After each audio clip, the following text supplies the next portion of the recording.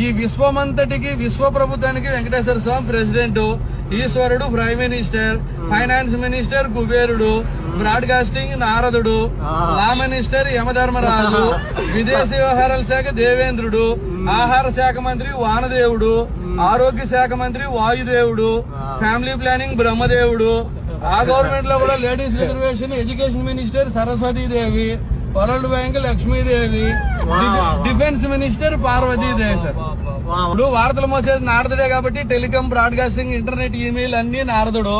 యమధర్మరాజుకి ఏం పని? కోటీశ్వరుడు టైం అయినా తీసుకెళ్తాడు, కూల్ చేసుకున్నాడు టైం అయినా తీసుకెళ్తాడు.